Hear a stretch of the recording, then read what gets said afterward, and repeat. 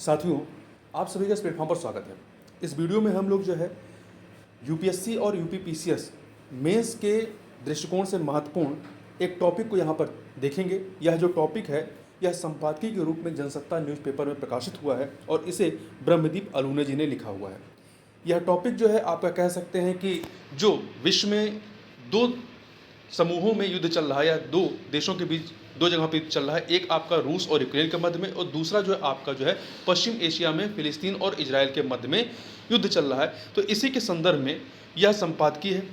इसमें युद्धग्रस्त देश और भारतीय कूटनीति के संबंध में चर्चा की गई है। चूँकि अभी कुछ समय पहले ही जो है भारतीय प्रधानमंत्री वो यूक्रेन के दौरे पे थे, यूक्रेन और पोलैंड के दौरे पे, और उससे कुछ समय पहले जो है वो रशिया के दौरे पे थे। इस वजह से जो है ये टॉपिक काफ़ी चर्चा में रहा है और महत्वपूर्ण भी है। तो ये जो हमारा मेंस का जो जीएस पेपर 2 है, जिसमें अंतर्राष्ट्रीय संबंध से संबंधित प्रश्न पूछे जाते हैं, तो उसके लिए यह काफ़ी महत्वपूर्ण टॉपिक है। इसमें आपको बहुत सारे बिंदु ऐसे मिलेंगे जिसको आप अपने आंसर राइटिंग में इस्तेमाल कर सकते हैं भारतीय कूटनीति के पक्ष को रखने के लिए। तो चलिए इस संपादकीय को देख लेते हैं। देखिए, भारत और रूस के बीच कूटनीतिक और सामरिक संबंधों की प्रतिबद्धता का सुनहरा इतिहास रहा है। रूस के धुर विरोधी देश यूक्रेन में भारतीय प्रधानमंत्री की यात्रा को संतुलन की संभावनाओं से जोड़ा गया है। वहीं फिलिस्तीन इजराइल संघर्ष में भी भारत की कूटनीति है एक कदम आगे नजर आई। दरअसल रूस यूक्रेन संघर्ष और पश्चिम एशिया को लेकर भारतीय विदेश नीति का बदला हुआ दृष्टिकोण भारतीय हितों की दृष्टि से दूरगामी परिणाम देने वाले हो सकते हैं। भारत ने रूस के साथ साथ अमेरिका से भी सामरिक सहयोग बढ़ाया है, जो अभूतपूर्व है। भू रणनीति की दृष्टि से भारत के लिए रूस और अमेरिका की समान आवश्यकता है और इसमें संतुलन बनाए रखना विदेश नीति के लिए असल चुनौती भी है। रूस यूक्रेन संघर्ष में अमेरिका और यूरोप यूक्रेन को आर्थिक और सामरिक मदद दे रहे हैं, जिससे पुतिन बेहद चिढ़े हुए हैं, जो कि आपके रशिया के राष्ट्रपति हैं।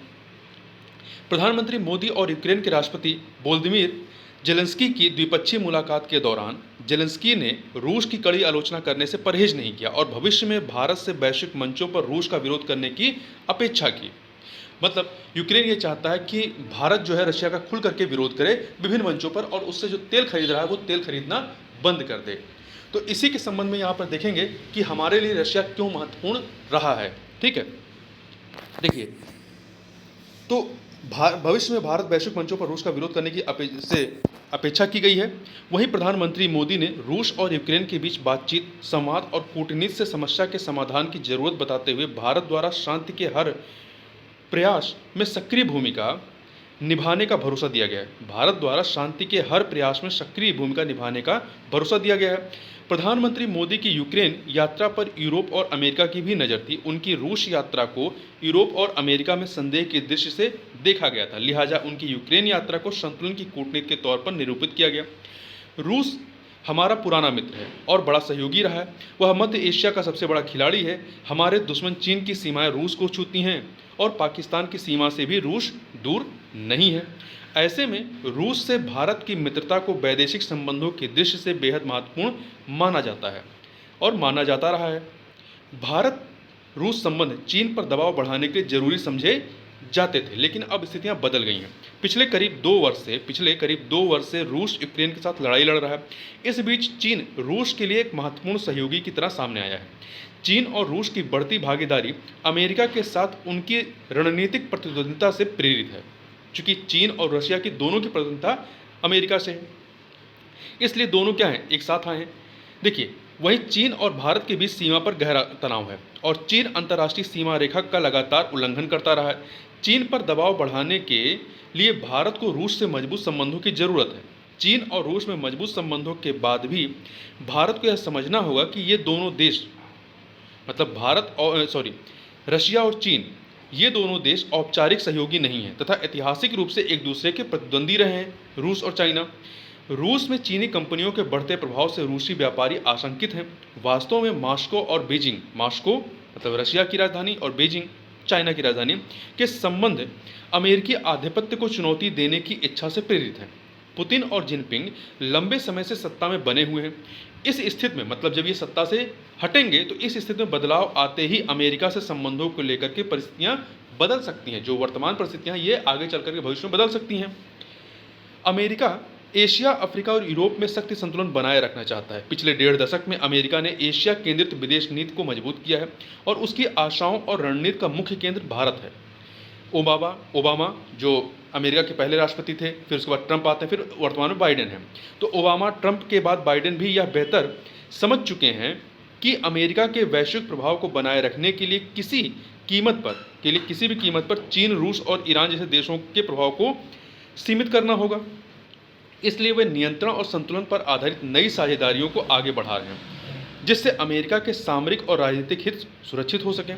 अब भारत और अमेरिका के बीच न केवल सामरिक सहयोग मजबूत हो रहा है, बल्कि दोनों पक्ष या दोनों देश रक्षा औद्योगिक सहयोग के प्रारूप पर भी निरंतर आगे बढ़ रहे हैं। हाल ही में भारत और अमेरिका ने, चूंकि अभी हाल ही में जो भारतीय रक्षा मंत्री है वो अमेरिकी दौरे पर हैं, भारतीय रक्षा मंत्री राजनाथ सिंह जी। देखिए, हाल ही में भारत और अमेरिका ने एक नए रक्षा समझौते पर हस्ताक्षर किए हैं। इस समझौते से दोनों देशों को एक दूसरे की जरूरतों को पूरा करने के लिए रक्षा उपकरणों और पुर्जों की आपूर्ति में सहायता मिलेगी। ऐसे समझौते भारत और रूस के बीच पहले ही हो चुके हैं। ठीक है। चीनी प्रभाव के वैश्विक खतरों से निपटने के लिए अमेरिका हिंद प्रशांत क्षेत्र में संभावनाएं तलाश रहा है। इस क्षेत्र में चीन को घेर कर वह उसकी आर्थिक और सामरिक क्षमता को कमजोर करना चाहता है। उसे लगता है कि चीन को नियंत्रित करने के लिए एशिया को कूटनीति के केंद्र में रखना होगा। अमेरिका रणनीतिक भागीदारी के साथ आर्थिक और कारोबारी नीतियों पर आगे बढ़ना चाहता है। इसलिए क्वाड जो है वो 4 देशों का संगठन है। इसमें कौन कौन से हैं? भारत है, यूएसए है, जापान है और ऑस्ट्रेलिया है। ठीक है। तो इसलिए क्वाड के बाद अब अमेरिका ने इंडो पैसिफिक इकोनॉमिक फ्रेमवर्क की रणनीति पर आगे बढ़ने की बात कही है, जिसमें व्यापारिक सुविधाओं के साथ आपसी सहयोग बढ़ाना है। ठीक है। चीन को रोकने के लिए क्वाड एक मजबूत रणनीतिक साझेदारी के तौर पर सामने आया है। क्वाड को लेकर चीन सख्त रहा है और वह इसे एशियाई नाटो कहता रहा है। क्वाड की आलोचना रूस ने भी की थी, पर वह भारत की सामरिक चुनौतियों को जानता है। तमाम विरोधाभासों के बावजूद रूस भारत और अमेरिका के मजबूत संबंधों से आशंकित नहीं हुआ है और उससे भारत की भागीदारी लगातार बढ़ी है। भारत और रूस संयुक्त राष्ट्र, G20, ब्रिक्स और एससीओ जैसे संघाई सहयोग संगठन एससीओ जैसे कई बहुपक्षीय मंचों पर निकटता से सहयोग करते हैं। दोनों देशों के द्विपक्षीय संबंध 7.5 दशक से मजबूत और स्थिर बने हुए हैं, जबकि भारत और यूक्रेन के रिश्ते 1990 के दशक में बने हैं। 1998 में ऑपरेशन शक्ति के तहत भारत ने परमाणु परीक्षण किए थे। तब यूक्रेन ने दुनिया के 25 देशों के साथ मिलकर उसका विरोध किया था। ये महत्वपूर्ण पॉइंट है, याद रखिएगा। रूस ने जहां पाकिस्तान से संबंधों को लेकर सावधानी बरती, तो यूक्रेन पाकिस्तान को बड़ी संख्या में हथियार आपूर्ति करता है। कश्मीर को लेकर भी यूक्रेन कई बार वैश्विक मंचों पर पाकिस्तान के मत का समर्थन कर चुका है। इस प्रकार भारत के वैदेशिक कूटनीतिक संतुलन में रूस और अमेरिका से द्विपक्षीय संबंध महत्वपूर्ण है, लेकिन भारत को बहुपक्षीय संबंधों को बढ़ाने की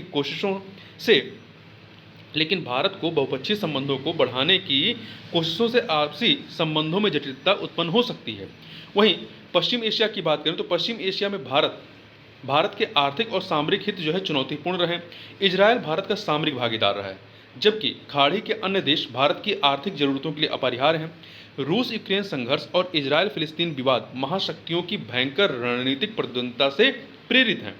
ऐसे में भारत के लिए अपने राष्ट्रीय हितों के अनुरूप संतुलित द्विपक्षीय संबंधों पर आधारित रणनीति पर आगे बढ़ते रहना ही बेहतर हो सकता है।